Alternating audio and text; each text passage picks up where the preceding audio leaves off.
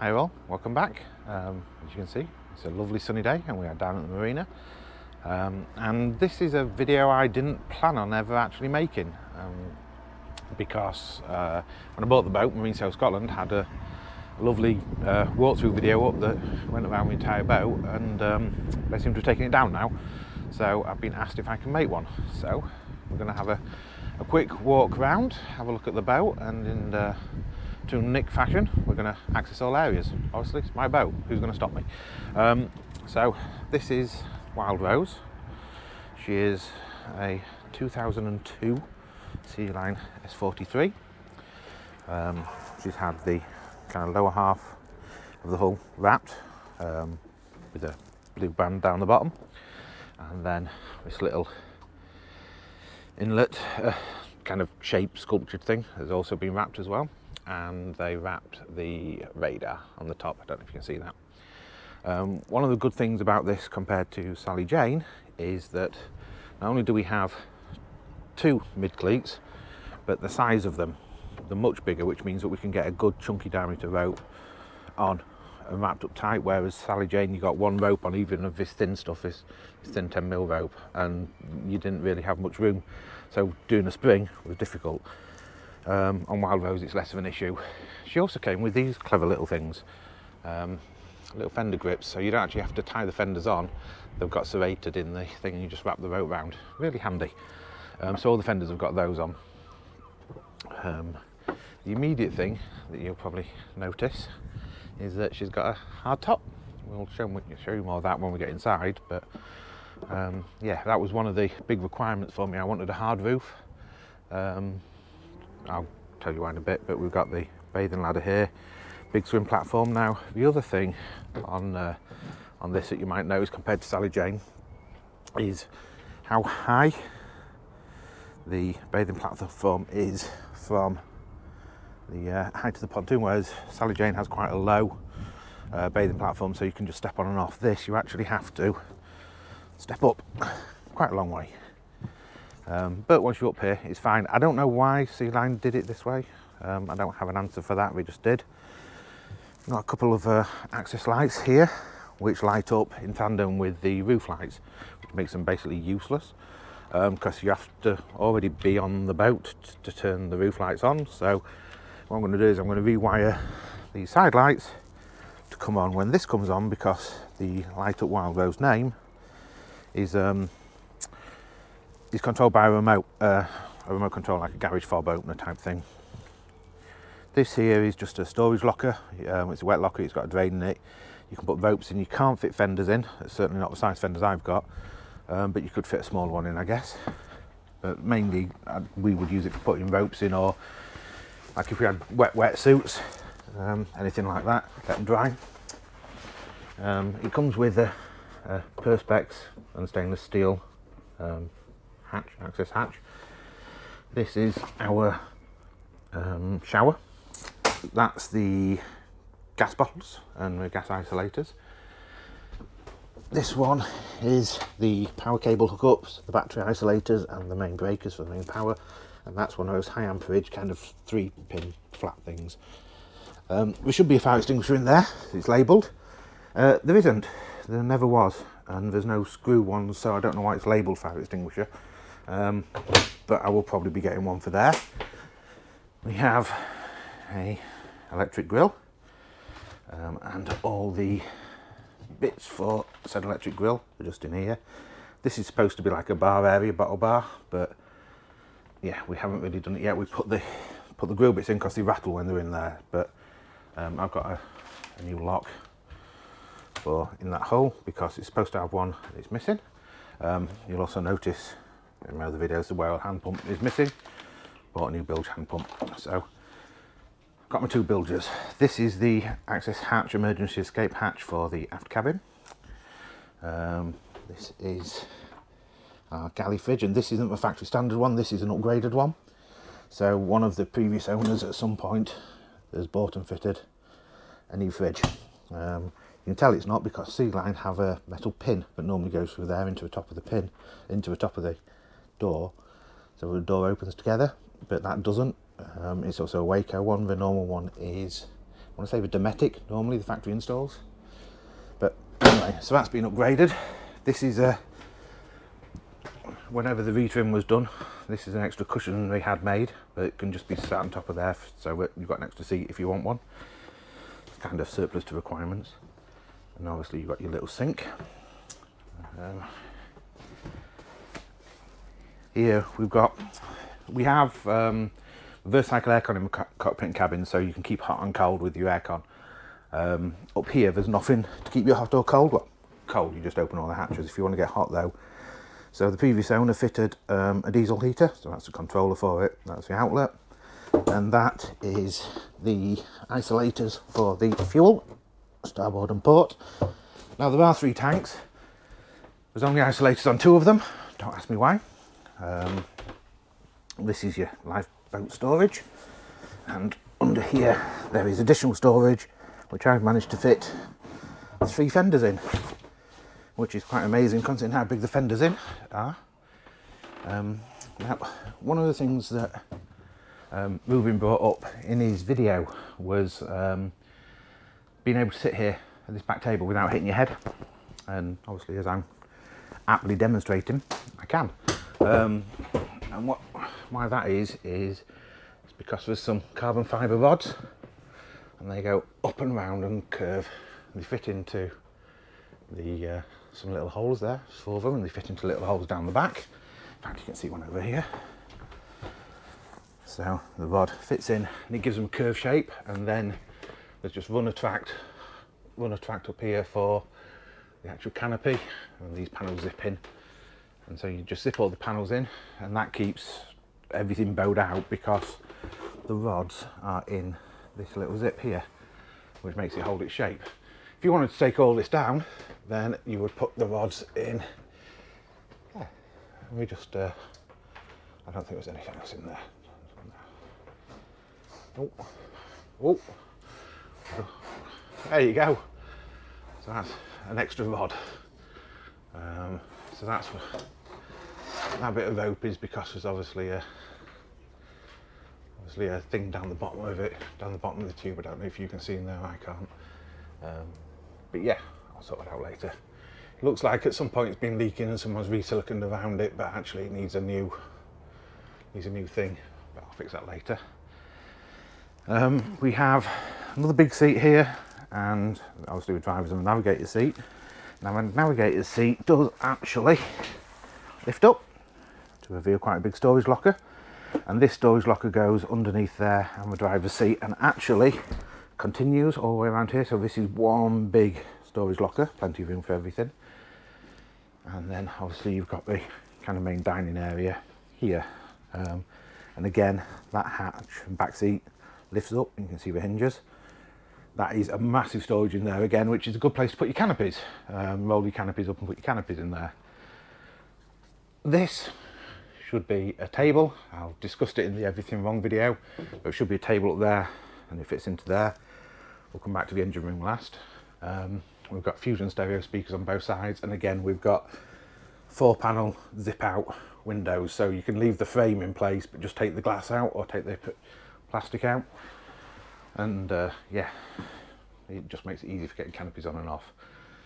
Let me come back here, actually it'll show it better. So one of the big issues with Sally Jane was that on a warm day like today, if we wanted to cool down at all we could do is fold the bimini back, which meant you had to unscrew some little screws on the frame on there and push your arms back, and then you had to take the entire canopy off the rail at the back so that you can wrap the bimini cover around the bimini to hold it as like a sock, hold it all together. And I thought that was a pain in the arse.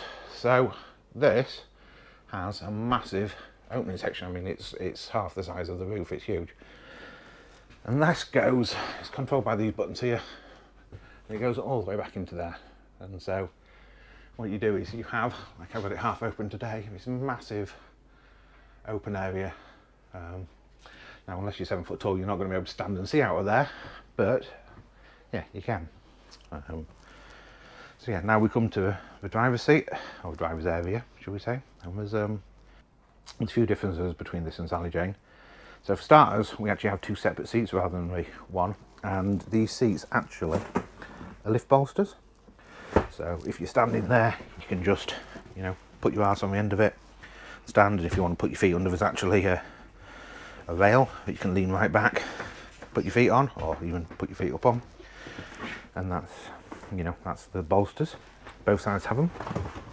And the driver's seat also has front backwards adjustment, so you pull that little handle and it releases the mechanism and you can slide it forwards and backwards. I have it quite close because, to be fair, I have quite short legs, so you know, it's good.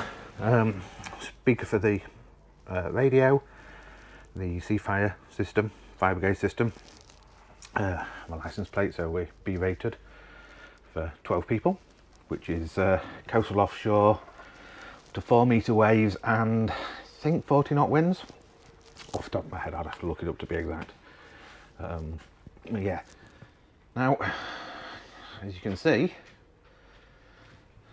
I've got 2 years of getting used to Sally Jane. So, you know, sat here in Sally Jane, and you had all your instrumentation within kind of arm's reach, and then you had your windscreen maybe where the AIS is there. On this, you've got a further 5 foot after the AIS before you even get to the windscreen, and it's that big that we've actually put a stainless steel support, and that's one of the most noticeable things when it's sunny up here, is that this, the railing around the window and all the bottom and everything, on this is stainless steel, highly polished stainless steel that's actually in lovely condition, not a single scratch or mark or anything on it, whereas on Sally Jane this is aluminium, so it's matted and it gets a little bit of salt pitting and everything. It's fine, it doesn't damage it at all, but it doesn't look as nice as this. So yeah, so this is a EVC or EDC engine belt. So it's you put your ignition keys in, then you have to press and hold that top one for a few seconds first before you can then start it on the final turn of the key. So you turn it to position 1, you press and hold that until it lights up. You should get your 2 neutral lights to say that, yep, you're in neutral, and then you turn your final key and the engines will come into life. We have electronic throttles, so they're in neutral. That starting, by the way, is to make sure that you're starting in neutral and not in gear. But yeah, so they are just finger light, 1 touch there into gear. There's a bit of resistance, but not massive amounts, and then once you're in gear, it's completely smooth. There's no kind of distinguishing where you are, which is taking a bit getting used to for me. We've got the old stereo controller, useless, remote control spotlight, including automated SOS signaller. A trim tab control panel. Now this isn't the factory trim tab. The factory trim tab was a big black one like I took off Sally Jane that wasn't working. This has been replaced by a manual L trim one, more modern, but obviously I've got the automated one. Got the compass, the controls for the wipers and trim tabs and everything there. We've got our nav gear, which is Very Marine Hybrid Touch, radio, bow and stern thrusters, and we do actually have a remote control for those as well. We've got Very Marine ST60s, I believe. Yeah, ST60s, but the Gen 2 ones, part of their Auto Helm series. So we're thinner than the ones on Sally Jane, same model but newer. So that's speed and depth and log trip computers. And then up front we have AIS. This is an aftermarket one. It's not a factory standard. We've got front fuel tank, rudder angle. Rudder angle, I'm fairly sure, is off and not calibrated correctly, because if you look where it's showing now, that is actually straight ahead. So I need to work out how to recalibrate that. We've got rev counter, warning lights, coolant temperature, oil pressure, battery charge level, and fuel tank for the port engine. And the same repeated over there for the starboard engine. So yeah, so it's a big helm. We've got the big chart area as well if you want to keep manual charts. And it's long distance, but we're still relatively close to the edge, so actually for reversing, and if you look out that way, you get a good view when that door's not in place to that back corner, so getting in is not too bad. Then the final thing up here is it has this big storage cubby hole, which has got my sunglasses in, and yeah, a few other bits and pieces. Now, the one thing I have noticed is that this blue unit is gel coated, and I don't know if you'll be able to see this on the video, but it's starting to get some UV damage, so it needs quite a strong cutback. But I've bought some cloth to cover it as well, so I'm going to get my cloth cut to size first so I can cover all of this to get out the UV, and then I'm going to get quite an aggressive cutback on it and try and get my gel coat up to scratch. But yeah, so let's go downstairs without smashing my head, because I've still not worked out how to do it without doing that. So this is the main salon, or saloon, I suppose, depends on how posh you've been. We obviously have big seating area, big table. This table is freestanding, although it weighs a ton, so it doesn't move, so you can move it anywhere. And there's a little pull out seat type thing there. The seat lid actually comes off. It's got storage. There's storage underneath all of these seats, and the aircon unit for here under there. We have a TV on the wall. It's not a 12-volt TV like on Sally Jane's, it's 240. Control panel identical to Sally Jane's, apart from the auxiliary one has been renamed to barbecue, and the other auxiliary has been renamed to hob, because they've fitted an electric hob and got rid of the gas one. Here we have our aircon controls, and whether we are running off shore power or generator. So if we wanted to run on generator, we would flick that to gen, and then we would press and hold the start. After 30 seconds max, it should preheat and start. And obviously the backwater tank meter. The only thing is that the water gauge doesn't work. It doesn't tell you how full it is. Control panel for the lights in here is 3-zone lights, so if you I've not got the lights turned on, would help, wouldn't it? So yeah, so that's the one above the kitchen, that's the one for those two down there, and then this last one is for these ones up here. So yeah, so we've got some lights, but yeah, that's basically your evening lounging area, and that's your aircon control panel. Now you see these things all over the place, these little dots, they are USB sockets. So the previous owner had these literally put every kind of 3 foot. So we've got one there, one there. There is one inside one of these cupboards, and they're dotted everywhere. But so we've got electric cooking, which also runs off a generator. We've got a massive fridge freezer in there. This cupboard is supposed to be bottles down there, but we've got cutlery in there, and then snacks in the middle, and then drinks in the bottom, like soft drinks and water and everything. And these are just standard storage cupboards, so we've got place and everything. Aircon outlet and fire extinguisher. So you're going to want to see what's under there, I'm guessing. Right, this by magic, we have hatches up. Now, this is where we deviate a little bit from factory standard. So factory standard is a single water tank. At some point in the past, the single metal water tank has been taken out and these acrylic ones have been made. And there's 2 even size, one on each side. So when you fill it with water, it comes in via that black pipe there to that one. There is down the very bottom a white pipe that is linked over to the white pipe on that side. So you fill up both tanks at the same time.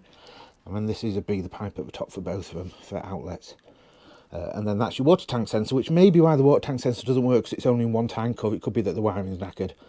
But whoever built the tanks also built them a little bit too big, so that when you stand on this hatch, it was hitting the tank. So they've kindly left me a strip of plywood there, and there's actually, if we go down there, can you see down here, some more plywood that should be on top of there. It's fallen off that I've got to salvage. These things in the middle are the 2 aircon compressor units that don't appear to be working because the aircon doesn't work. And this one is the stinky hole. So for those of you that have a morbid fascination with what happens when you flush the loo, well, that's your black water tank, and that's your macerator pump just here.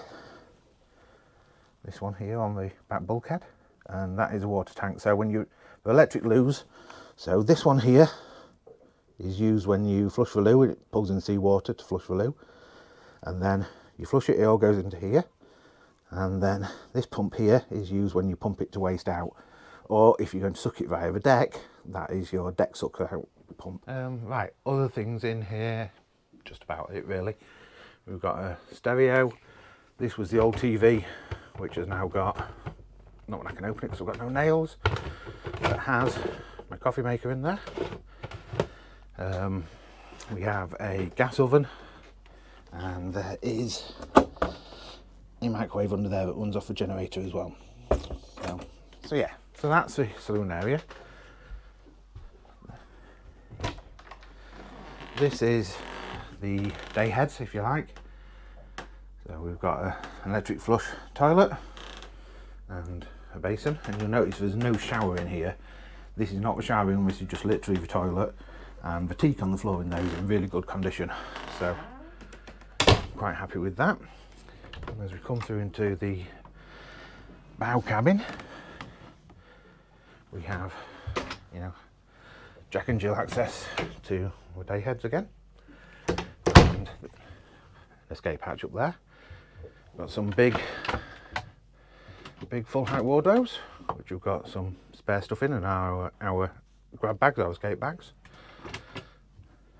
And it's got aircon outlet there, and you can see this is more of those USB ports that are fitted throughout.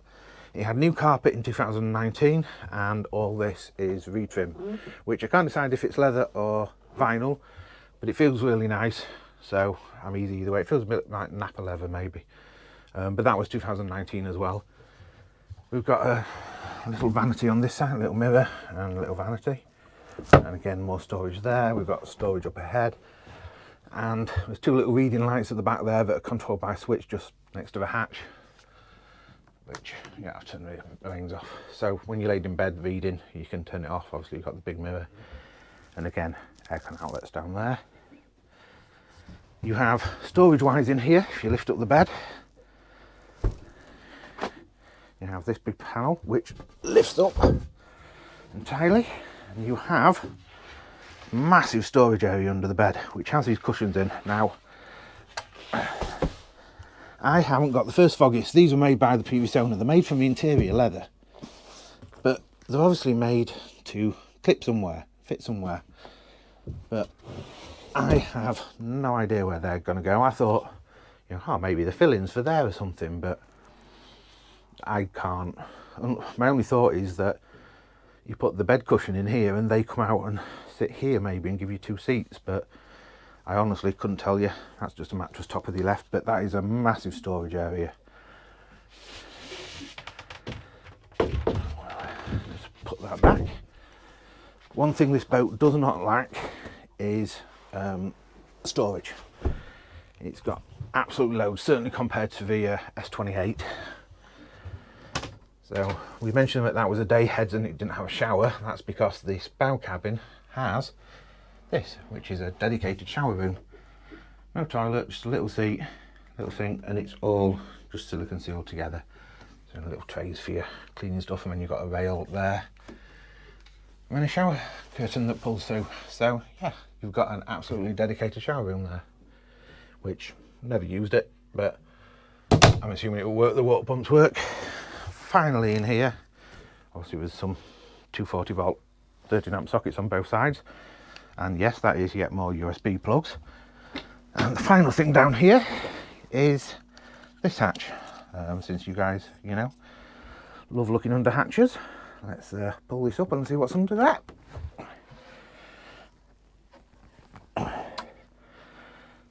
So here we have the side power bow thruster, just there, and we have the emergency breaker box. You can see the stop button on top, and then these are battery boxes. So that's the main electrical box with its control, I believe. This is the main battery box, and these yellow pipes coming out of them are air vents. So this is the aft cabin, and we access it from this door. In the kitchen, we come down, we have, immediately as we come in on the right, full height wardrobe with light in it, which has got my life jackets basically. We have a little vanity area. Now the factory would have been a TV there. You see we've got TV port. Obviously we don't have a TV there. We have a nice little vanity, as Nick would do. A couple of little doors, and I believe, yeah, a big access cupboard under there. we have, that's the access hatch, so you open that up and you can climb out, and yes, we have tested it. You tread on there, you climb out. This has got a fuel tank under. The bed again has got aircon units, access, and down there is another USB port. Same on that side. We have light switches up there so we can turn these lights on and off. Ignore the panel that's fallen down, needs to be fixed. We have another full height wardrobe, more aircon outlets. And as you can see, this is the mould around the seat. So if you remember back to when we were up in the cockpit, this is the walkway here, and then underneath a table. So the table at the front is here, driver's seat is over there, and then when it steps up for the seat, this is what is used to give us full height. I mean, I'm 5'10"-ish, 5'10.5" maybe, and yeah, there's a good 6 foot of headroom here. There is, what else we got in here? There is storage underneath the bed, which I'm not going to do because it's a split berth with a filling cushion, but the storage under each half. And then under the head at the top up there is the aircon unit for the cabins. We have a couple of little access hatches. So this one is to a to a strainer, which I believe that strainer is used for the generator, that one. And let's see what's under the other one. Yeah, so yeah, and that's the shower sump box for the bathroom. So yeah, just in case the shower ever has an issue. And then this is our bathroom, the ensuite for the aft cabin, which is a wet room. It has a curtain that comes around, but it has a sink and another electric flush loo, and because it is a shower room, instead of having a teak floor, it has a plastic moulded floor. Again, with lots of mirrors, and there's cupboard space there, and there's cupboard space underneath. And yeah, so that is pretty much everything throughout the residential areas of the boat, if you like, the access areas. So now we will, I think, attempt to do engine rooms. So here we go. We have the engine hatch, which is just in front of the electrics and the escape hatch. And here we have the engines. These are a pair of Volvo Penta TAMD 74, yeah, 74 VDCs. So I believe, I want to say they are 6-cylinder. Let's have a count. Look for injectors. So we have 1, 2, 3, 4, and then 1, 2, 3, 4. Okay, they might be straight 8s. Really? Is that right? No, we've got 3 injectors on the back. 1, 2, 3, 4, 5, 6, and that's a return. Okay, yeah, so it's straight 6s, straight 6 on a return line. So you've got 1, 2, 3, 1, 2, 3, and then the line that comes around the back, around the front, is a return line. So we have straight 6s. I don't know what the 74 means, whether that means 7.4 litres, but looking at the size, it's probably not a million miles off. They have handed dipsticks, so there's a dipstick there and a dipstick there. Now these are on shafts and V-drives, which means that the gearbox is at this side, which allows them to put the engine further back, rather than having the gearbox at the back and then the shaft. So we have the engine quite far back, but turned around 180. So we have the turbos up at the front, whereas normally these would be at the back. In Sally Jane, these are under there. The gearbox is there, and then there's a shaft that runs out the back of the gearbox underneath the engines. The engines are quite raised up, and goes out to a shaft. Now, there's advantages and disadvantages to this.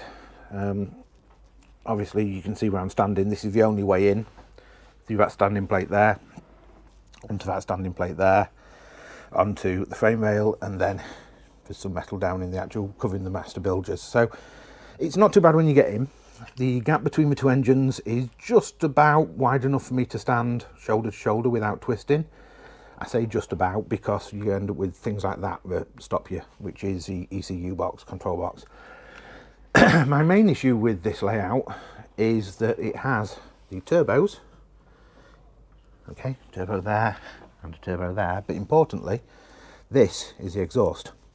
And you can see the exhaust is covered by cool heat shield blanket. Well, that's fine. That's to stop it from damaging anything here. But if I want to get down in that engine bay, and I've been at sea and I've been running for 6 hours, and say something's gone wrong, a fuel line's clogged up, or I need to get down, I've drained down one of my three tanks, and the tank management is this shit storm here, for switching between the 3 tanks, because it's not automatic switching, it's manual. So if I have to get down there, my only way to get in is to actually put my hand on there. So you've been running for 6 hours, that's been running at 3000 RPM or 2000 RPM or whatever for 6 hours.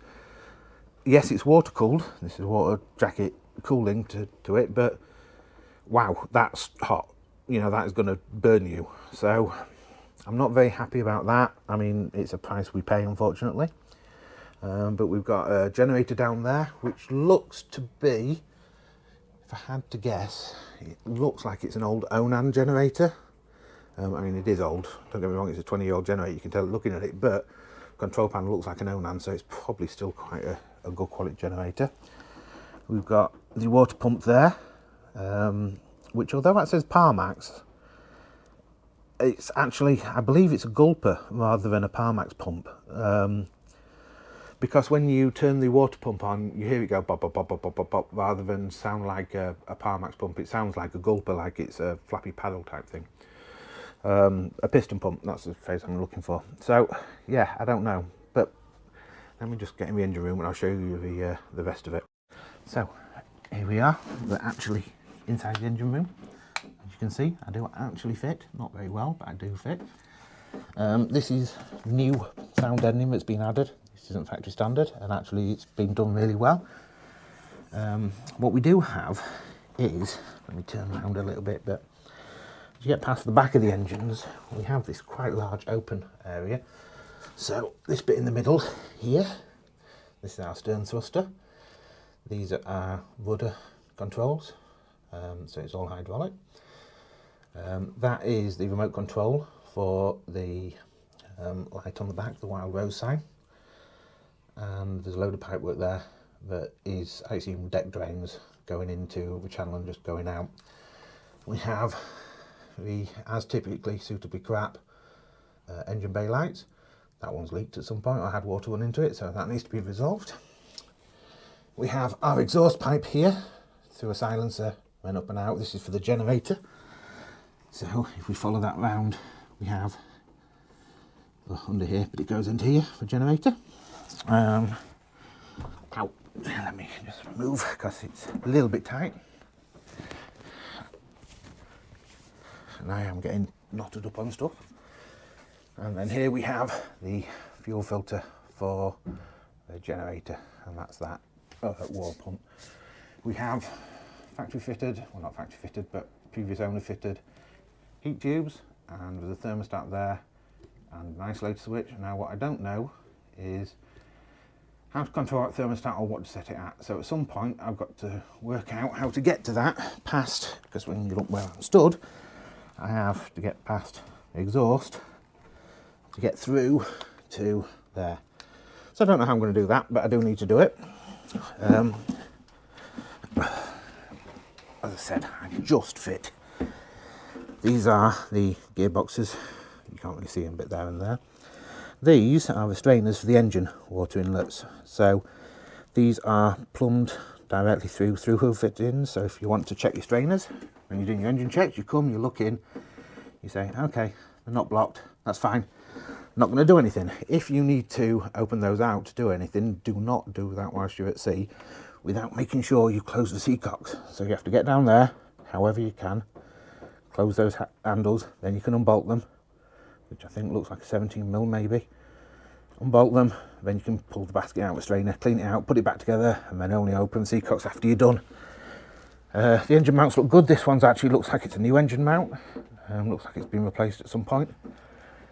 The breather filters do need replacing, but they're only a few quid each. We have our big fire extinguishers, and these are our big inline fuel filters. I mean, they're massive.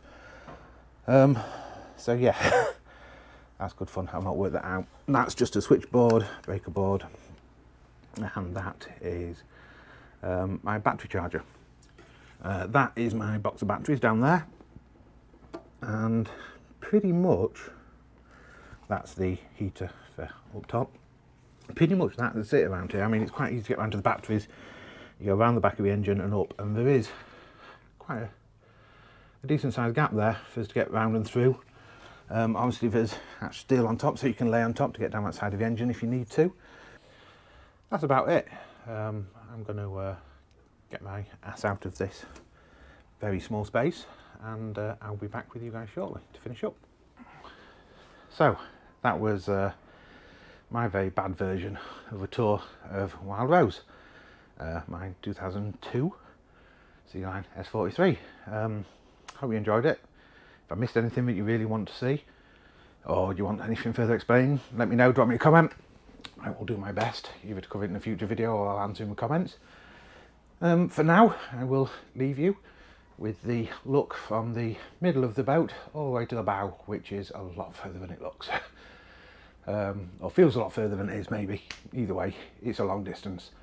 So yeah, everyone take care, stay safe, and I will see you all next time.